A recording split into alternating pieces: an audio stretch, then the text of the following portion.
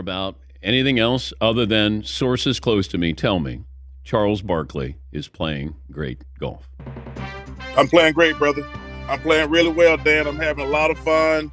Shout out to my coach, Stan Utley. I'm about a 10 right now, and I am flat out balling, brother. I heard that there was a member at Whisper Rock, and you and your former teammate, Dan Marley, won the member according to my sources. Would you care to comment? Yeah, we won it. Dan played great.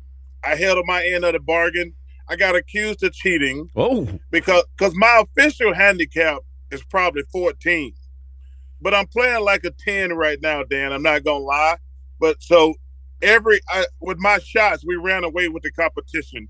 But I'm probably going to be a 10 in the next month because I'm playing great. And I got to just put in a few more scores. Okay. What changed?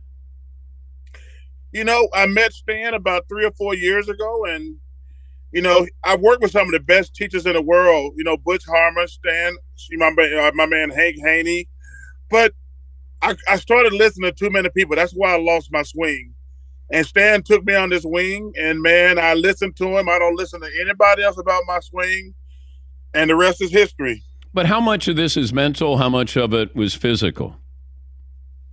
That's a great question. I don't know the answer to that question. But clearly I had some mental issues. I mean, some people I still got mental issues. So, but Dan, I just listened to Stan. He's the best teacher I ever worked with as far as simplifying. He tried to quit thinking about golf swing. Try to do this. So I think that's the best thing he does. I'm happy for you because I've seen it, and it was painful to watch you. And I always told people you love golf so much that even though, and I don't know if you felt embarrassed or not, but I think people felt embarrassed for you when they watched you with that golf swing. Well, I think it was probably humiliating more than anything. I mean, it sucks to play bad golf. Dan, I quit playing golf except for charity for the last 25 years. I played for charity for friends of mine, but when I was a really good player back in the 80s and 90s, I played like 200 days a year. But then for 20 years, I only played for charity because, hey, if you're going to raise money for charity, you can embarrass yourself. But then, but it wasn't fun. No. But now it's fun. All right. Couple of things here. How much did you push for Deion to be Auburn's head football coach? I wanted Deion. First of all, I want to welcome Coach Freeze to the Auburn family. I talked to him when he first got the job, and I'm 100% behind Coach Freeze. But I wanted Deion. I don't call the AD. I don't call the president. I was asking an interview who I wanted to be the coach. I wanted Deion Sanders, and because I love the guy. I got a lot of love and admiration for him and respect. He's gonna do a hell of a job in Colorado. A hell of a job, just like he did at Jackson State. But Auburn went in a different direction. But like I say, I just announced publicly who I wanted. But Coach Freeze is our coach, and I got his back now. Did you reach out to Deion? I've been talking to Deion plenty of times. Yeah. Because I wanted him to know, like, hey, man, consider Auburn. But, hey, like I say, Deion's a great friend of mine. Man, he's one of the few people I've ever been around, Dan. When he's in the room, he's in the room. He's one, and the thing is, he ain't never failed at anything in his life.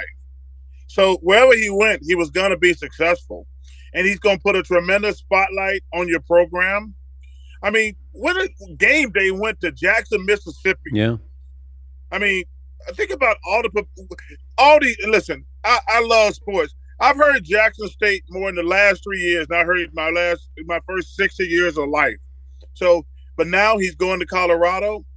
And the thing I admire about Deion also, Dan, when he went to Jackson State, they sucked. He made them winners. He didn't take no cushy job in the Power 5. He went to another program that sucks. If you don't admire that, you're just a jackass. He's Charles Barkley, the Hall of Famer, TNT, inside the NBA analyst. I threw the BS flag when Kenny Smith knocked Shaq into the Christmas tree. There is no way little Kenny can knock Shaq. Shaq is a great team player and great comedian. Be honest now. did Kenny actually knock Shaq into the tree? So, I've heard people saying it was fake. First of all, if you know Kenny and Shaq, they're not going to be at work early to rehearse nothing. Let's get that out the way. Hey, Dan, if we go on at 6 or if we go on at 7, Kenny's going to show up at 6:52. Yeah. He's not going to be there that early. I think what just really happened, I think Shaq just got off balance. Really? I mean, yeah, I think he just got off balance. I don't think Kenny, to be honest with you, I don't think Kenny really meant to knock him that hard into the tree. But, it's kind of like your last couple of years when you're an NBA player, when you can run, but you can't stop. And I think when he hit him, he just caught him off guard, and Shaq just couldn't stop. Shaq's a big guy. God. He just kind of bumped him and knocked him off balance. I mean, it wasn't a full body blow. I think Shaq was running, Kenny was running, and he bumped him. And once Shaq started leaning, he couldn't stop. There's a new book out, a biography Tim Bella wrote on you. It's called Barkley, just in time for the holidays. And, I'm reading some excerpts in there. He alludes to the fact that you and Madonna could have been a thing when you were playing. How close was it to dating Madonna? It's interesting. I have nothing to do with the book.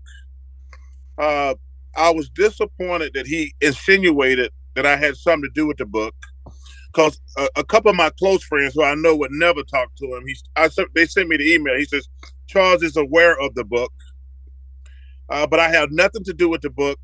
I don't know what's in the book. I have met Madonna one time in my life. She was an awesome lady. We had dinner one time because actually a friend of mine, Arsenio Hall, said, hey, Madonna's in town. She's looking for a place to go to dinner. I took her to dinner. She was fabulous. That's the only time we met in our life. So were you going to be the guy before Rodman? Did she have to rebound with Rodman after you turned her away? There was no rebound. Oh, okay, dude. okay. All right, okay. All right. But to answer your question, I was before Dennis.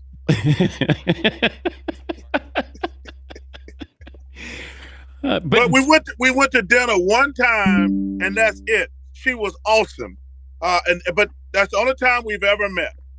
You weren't strange enough, probably. That's why she, moved on to Rodman.